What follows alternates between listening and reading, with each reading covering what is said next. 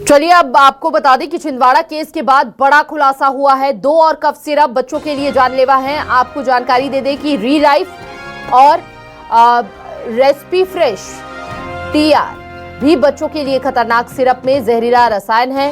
साथ ही diethylene glycol मिला हुआ है। कफ सिरप से किडनी फेल, ब्रेन डैमेज का खतरा रहता है। दोनों सिरप गुजरात में होते हैं तैयार। ये बड़ी जानकारी इस वक्त आपको दे रही है, जहां पर री लाइफ और रेस्पी फ्रेश टीआर ये 2 कफ सिरप भी जानलेवा हैं। कफ सिरप से किडनी फेल और ब्रेन डैमेज का खतरा।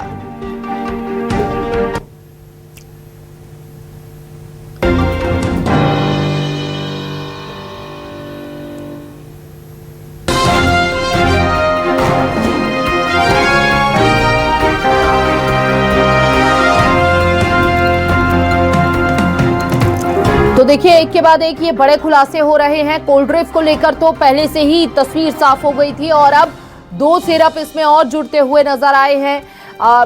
अगर आपके भी घर में ये कफ सिरप है और आप अपने बच्चों को ये कफ सिरप दे रहे हैं तो तुरंत रोक दीजिए, क्योंकि देखिए स्वास्थ्य विभाग की ओर से भी एडवाइजरी जारी की गई थी, जिस एडवाइजरी में कहा गया था कि कोल्ड ड्रिंक को 5 साल से छोटे बच्चों को ना पिलाया जाए। और अब ये 2 सिरप के नाम भी सामने आए हैं। री लाइफ और रेस्पी फ्रेश टीआर भी बच्चों के लिए खतरनाक साबित होगा। सिरप में जहरीला रसायन डायथिलीन ग्लाइकोल मिला हुआ है, जिसके कारण बच्चों की किडनी ब्रेन डैमेज का खतरा जो है वो बढ़ सकता है। इस वक्त की ये बेहद बड़ी और अहम खबर सामने आ रही है।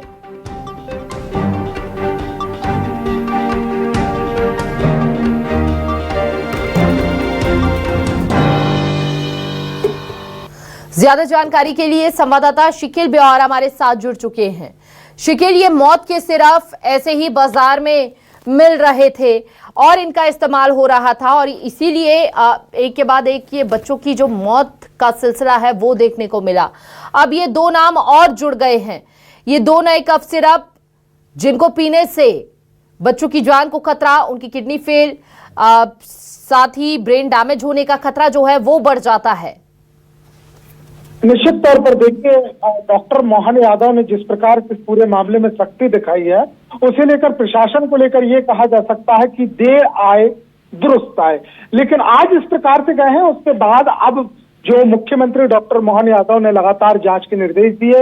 अब ड्रग कंट्रोल जो है वो विभाग जो है वो लगातार ऐसी सिरप की जांच कर रहा है और इसमें एक खुलासा हुआ है जिसमें 2 सिरप ऐसे सामने आए हैं जो कि बच्चों के लिए जानलेवा हो सकते हैं।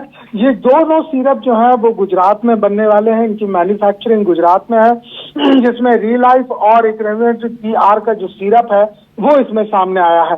और जांच में ये भी सामने आया है कि इस सिरप में जो 0% यानी 0.01% से ज्यादा जो एक एंजाइम जो रहता है, जो कि जहरीला माना जाता है, तो उसमें कहीं ज्यादा मात्रा है। जिस सिरप से जो 9 निहालों की जान गई उसमें 40% से अधिक पाया गया था, लगभग 45% पाया गया था, इसमें भी ज्यादा पाया गया है। और जो मानक भारतीय जो रसायन के हैं उसमें 0.01% से ज्यादा नहीं होना चाहिए। तो ये जो सिरप है वो सामने आए हुए हैं और इन्हें देखते हुए जो है इन्हें तत्काल प्रभाव से दुकानों से, स्टॉकिस्टों से वापस लेने के आदेश भी जारी कर दिए गए हैं। साफ तौर पर ये हिदायत यहाँ पर दी गई है कि किसी भी प्रकार का कोई भी ऐसा सिरप जो कि जानलेवा हो वो मार्केट में नहीं उपलब्ध होगा। और इसे लेकर जो है जो तमाम ड्रग इंस्पेक्टर्स को निर्देश दिए गए हैं कि अलग अलग जो है जिलों में, तहसीलों में, गाँव में, और इसके अलावा मुख्य रूप से वो स्टॉकिस्ट जो कि ड्रग डिपार्टमेंट में जो है रजिस्टर्ड होते हैं, उनसे पूरी की पूरी सूची उपलब्ध की जाए और फिर इनकी जांच पड़ताल की जाए।